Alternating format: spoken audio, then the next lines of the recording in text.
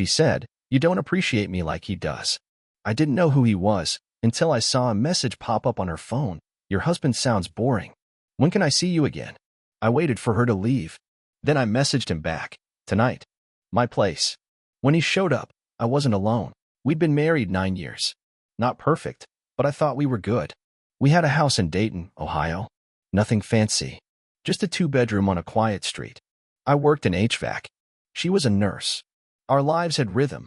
Coffee at 6, work by 7:30, dinner around 6:15 if traffic was light. We used to laugh more. Used to sit on the couch and talk. Now we barely made eye contact. Still, I chalked it up to stress. Long hours. Life getting in the way. I thought the spark would come back if I just tried harder. I should have noticed the signs earlier. She started carrying her phone everywhere, even to the bathroom. It was always face down. Always on silent. She'd giggle at messages she wouldn't show me. When I asked who she was talking to, she'd just say, "Nobody, just a friend from work." Then one night, after I made her favorite lasagna, something I hadn't cooked in years, she barely touched it. Just picked at the edges, scrolling through her phone like she was waiting for something better. I tried to talk to her. "You okay? You've been kind of distant lately." She didn't even look up. Just said, "You don't appreciate me like he does." I blinked. "He who?" She looked at me like I was stupid. Or maybe like she felt sorry for me. Then she got up, rinsed her plate, and went upstairs. Just like that. Like I wasn't even in the room. I sat there for a long time. Couldn't move. Couldn't even taste the food I had spent 2 hours making. That was the night I started watching. I didn't say anything. I just paid attention. Every time she laughed at her phone. Every time she left the house with vague excuses. I made mental notes. I didn't confront her. Not yet. I needed more. And then it happened. One Sunday morning. She was in the shower. Her phone lit up on the nightstand. I wasn't even snooping. I just happened to glance over. "Your husband sounds boring. When can I see you again?" My heart stopped. The name on the screen said Megan, but I knew damn well this wasn't a woman. I picked up the phone. I knew the code. It was our wedding anniversary. I guess she figured I'd never use it. I opened the messages. I read everything. She'd been seeing him for at least 5 months. They met at the hospital. He worked as a paramedic. He was younger, funnier, more in tune with her needs.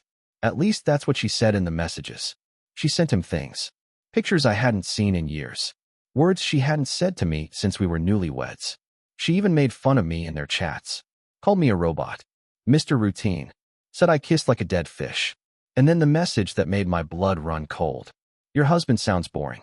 When can I see you again?" She had just gotten back from seeing him last night.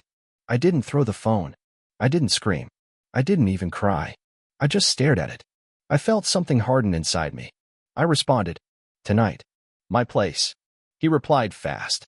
"Hell yes." "What time?" "8 p.m. She'll be gone. You know the address."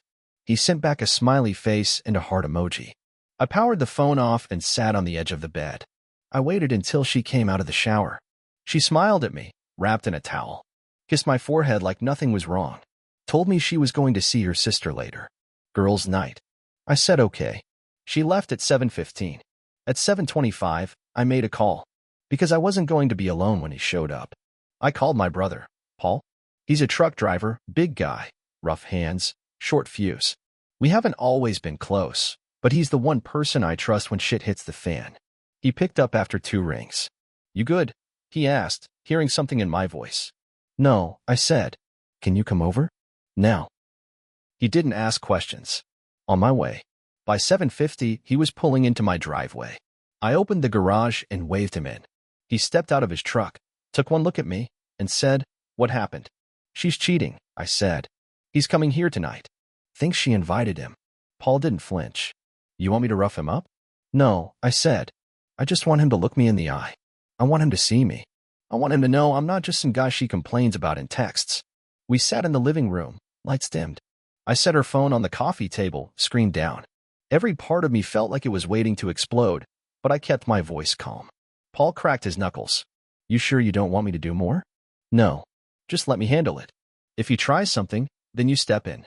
At 8:02, the doorbell rang. I looked at Paul. He nodded. I opened the door. And there he was. This guy was maybe early 30s. Muscular, confident, cocky. He smiled like he owned the place. "Hey," he said. Didn't think you'd answer the door yourself. I live here, I said. His smile faded.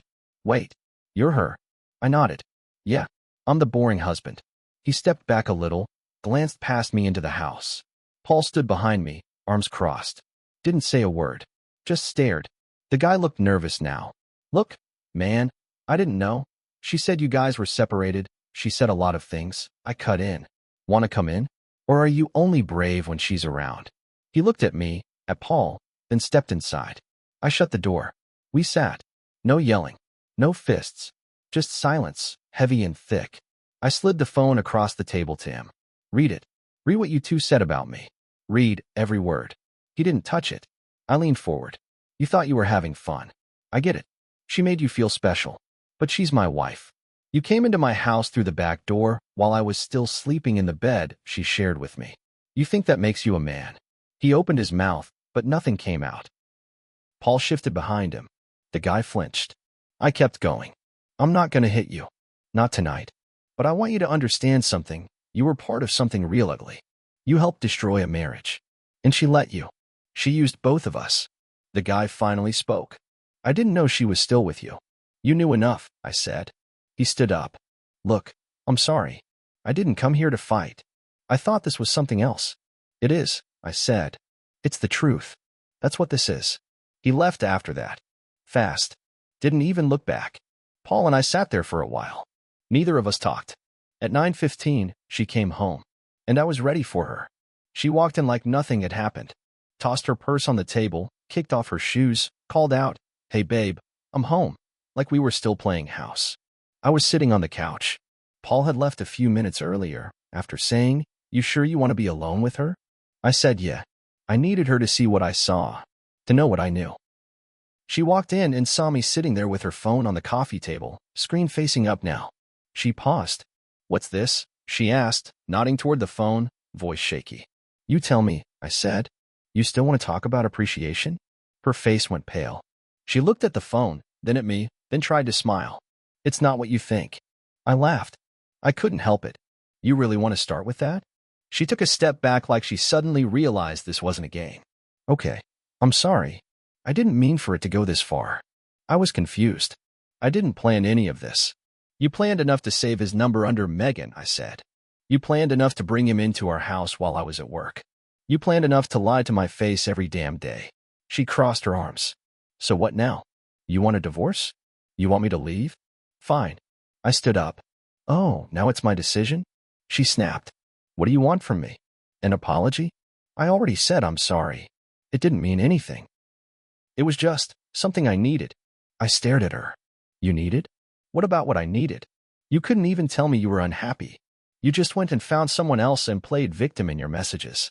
Then I said it. He was here tonight. Her face dropped. What? I invited him, I said. From your phone. He thought it was you.